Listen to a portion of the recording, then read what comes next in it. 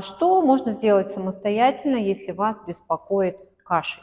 Вы можете поставить 2 баночки одновременно на 2 точки. На первую точку канала легких и на вторую точку канала легких.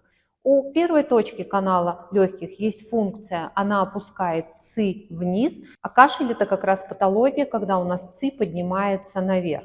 И воздействуя на эту точку, мы будем предотвращать кашель. И вторая точка легких тоже борется с кашлем, и она еще запускает движение ЦИ по всем каналам. Точки у нас расположены вот в этой области. И мы ставим с вами баночку, захватывая сразу 2 точечки. Оставляете баночки на 15-20 минут. И если у вас острое состояние, то можно баночки ставить 2 раза